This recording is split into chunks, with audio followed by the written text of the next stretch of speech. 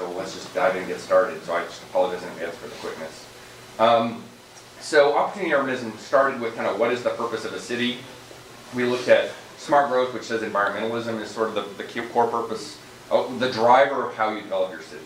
The pedestrian aesthetic experience leads to the new urbanist movement, and then sort of attracting the elites, that's the creative class stuff. And Joel Kotkin and I wanted to create an alternative around upward social mobility, maximizing upward social mobility and economic mobility for the citizens, and called it opportunity urbanism. That's the label we gave it. And we think that Houston is sort of the exemplar city of opportunity urbanism, like the way Portland is for smart growth. And we've been promoting this model for a few years now. We actually formed a new think tank this year called the Center for Opportunity Urbanism to continue promoting it. And so now I'm going to go through a bunch of quick slides just sort of showing Houston's statistics and how it shakes out. This is my favorite slide in the world. It's the average annual earnings adjusted for the cost of living. And you can see that Houston is not just number one, but distinctly, like differentially number one, even over Dallas and Detroit, because our pay is so high and our cost of living is so low. And then you can notice some of the cities there at the bottom, Los Angeles, New York, where the cost of living really wipes out the salary advantages. Even San Francisco with incredibly high pay. Change in household income. Houston's had very high growth for a number of years. Change in payroll employment, very at the top there for a number of years. Another payroll employment. Manufacturing employment. STEM employment growth. Full-time self-employed, entrepreneurial, up there with Austin and Vegas. Change in total trade.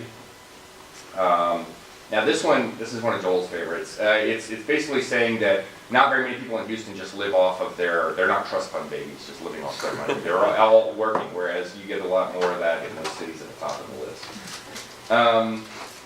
Growth, population growth. Net domestic migration, they're near the top.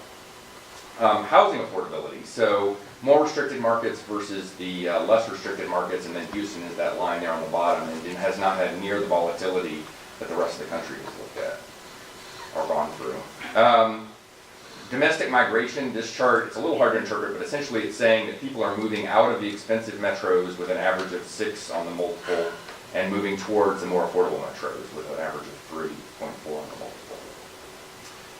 multiple. Housing preferences still very detached, no matter what people tell you about millennials. Eventually, they want to head to the suburbs and live in a detached house. Houston's migration inflows, everything brown is sending people to Houston.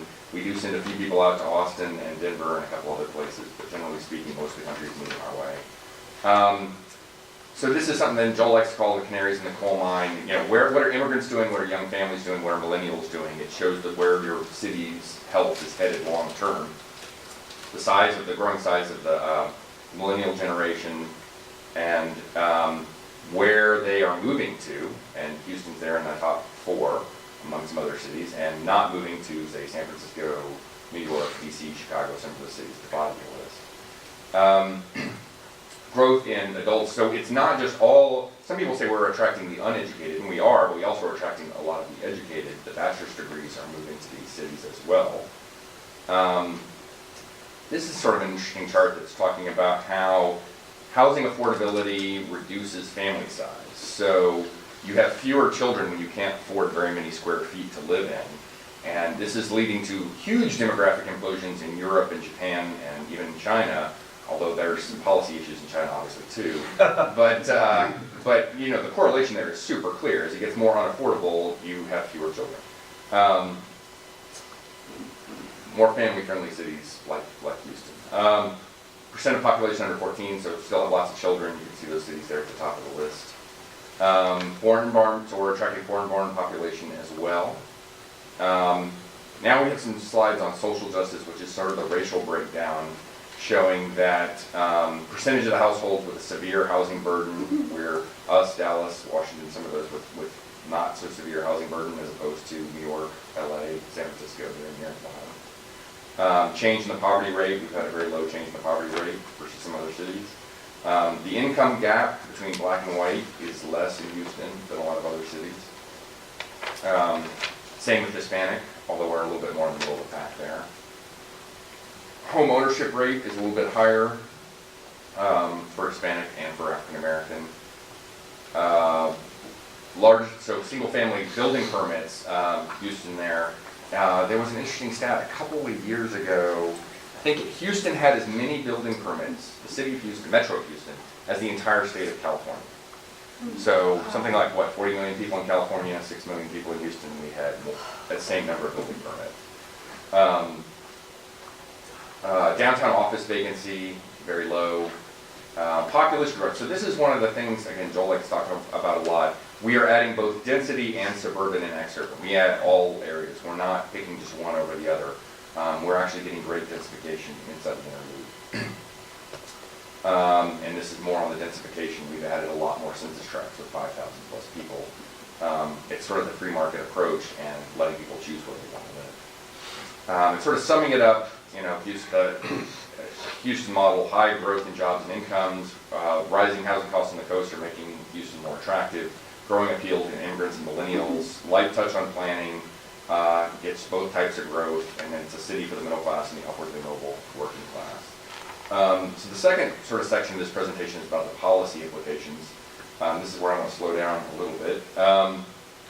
4 enablers of upward social mobility: having additional education for yourself or your children, getting a better job, starting a business, or affordable home ownership. Those are all 4 indicators most people would agree, moving up the social ladder. How can a city make more of these things happen for more people?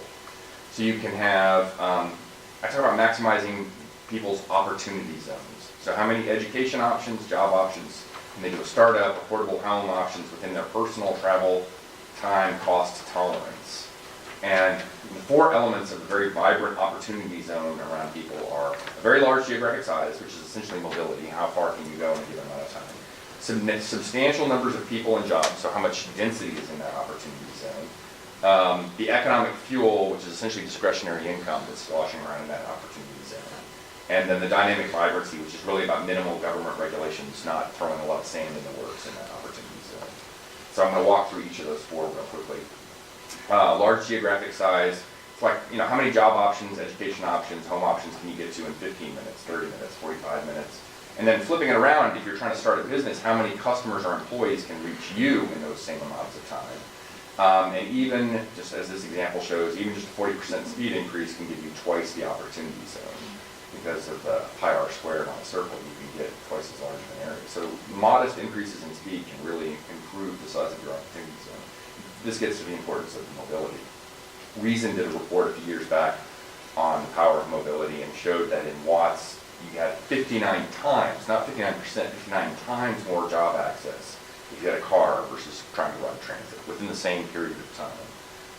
Auto ownership could cut the unemployment gap nearly in half. You get 10% increase in travel speeds, you increase your labor market by 15%, you increase your productivity by 3%, because people can better match to the jobs that match their skills that they can get to those jobs. So, kind of pause to break a myth here. I've heard several people, and I'm usually on the other side, kind of say, hey, if we stop building freeways, everybody will move to the core, it'll stop the sprawl. The reality is that employers will follow their employees to the good schools and affordable, high-quality homes. And if the commute's unreasonable, then they will move out to the suburbs. They're not going to force their employees to live in the density in the core, especially their family employees. So what you would end up with under that model is vibrant suburbs, growing exurban periphery, because people can now move 30 minutes out beyond that, the 30-minute commute tolerance, which everybody talks about, and you end up with a stagnating core as the jobs are moving out, sort of a Detroit scenario.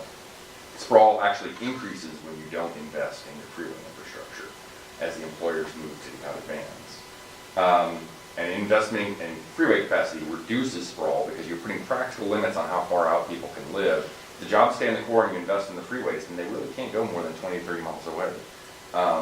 And still, even at full speed, at a reasonable speed, it's certainly not going to get full speed. So, second piece of the opportunity zone, more people supports more jobs. Basically, it's density. How many people can you fit in the zone? I know a lot of people are not very happy about density, but studies do show if you get twice as many people in a city, you get 15% more economic activity per person, and you only need 85% as many resources for that, doubling. So there are benefits to increasing the people and the density. What are we talking in general per square mile? Are we talking 5,000? Oh, it's just, this is a relationship, so it's the more, when you double a city size, you get this, whether you're doubling it from 100,000 to 200,000 or 1 million to 2 million. Within the same geographic area. Same geographic area, right. The next piece is discretionary income, the fuel of the opportunity zone. So you take the average income, you take out the basic cost of living, housing, groceries, those sorts of things. That's the money people can spend on education, on doing a startup, starting their own business. They can donate it to charity. They can support all sorts of businesses, amenities, jobs, restaurants, those sorts of things with that discretionary money. So what you really want is a city that maximizes incomes. That's traditional economic development. Most cities have a chamber of commerce that's trying to get good paying jobs. But what they ignore is the other side of the equation, which is minimizing the cost of living. Trying to reduce the taxes, have a very competitive goods and services market, especially in housing and allowing supply and demand. So getting back to the same chart again that I mentioned earlier, having that high earnings per job adjusted for cost of living. And Houston is the largest unzoned city in the country, and you can see it show up there because it creates that affordability and boosts the salary on that chart. Houston also has the highest amount of discretionary income sloshing around in the city on a per capita basis, and as a total metro, actually. So you get this virtuous cycle of discretionary income as it supports more urban amenities, more vibrancy, more restaurants, performing arts, shopping, all those sorts of things get supported by that discretionary income. That makes the city more attractive to more high-paying jobs and talent, which then cycles more money back in to support more of those amenities. And as sort of little examples, the Gattis says that in Houstonians eat out more per week on average than any other city and at the lowest average cost, or close to the lowest average cost. The last piece is, of course, what we all talk about here, minimizing the regulation to allow competition, reduced costs for residents and commercial, and creating a very affordable, because you have not restricted the development, not news to anybody. How much time do I have? You have There's about 5 minutes. 5 minutes. Oh, that without Yes, Q&A? you have literally 5 minutes. Okay. Then I'll just blast through these last ones, which is essentially sort of arguing that old cities were built for walking, so when rail got developed, you could, let those people, they were in these tenements in the core of the cities, the rail let them live out in the suburbs, but that when you get to, after World War II, with the rise of the automobile, all of a sudden rail didn't make a lot more sense because everything was decentralized, the jobs were decentralized. Interesting observation about Jane Jacobs' old world. In her world, in the 50s, mobility was really fixed. You could really only walk, so only thing you could do to pump up vibrancy was to pump up density. But now we live in a world where density is kind of locked into a somewhat narrow range because you need a car everywhere you go. But mobility is the variable. So the more mobility you have, the more vibrancy you can create in the metro area because people can get to more stuff and do more things. And so, for instance, in Houston, we've got multiple job centers. Less than 7% of the jobs are downtown. There's a map of all the different job centers. If you tried to build rail, you'd have very high capacity but infrequent service. It would cost billions of dollars, decade plus. You'd have tons of transfers to try to get to all these different job centers at roughly 30 to 40 miles an hour net speed with stops. I mean, it would just be kind of a disaster, as opposed to what I've been advocating for a long time, building out a hot lane network with express buses. So you go to your local park and ride, there's an express bus to downtown, one to uptown, one to the medical center, one to Greenway Plaza, one to the energy corridor, goes to each of these express, 65 miles an hour to one of these job centers, drops off, circulates, and gets you right to your building. I mean, that's Are you just talking one lane, hot lane? Yeah, I prefer more like 2 or more. And in Houston, we have some that are 2 each direction, so it's 4 lanes that are hot lanes. They're variable over?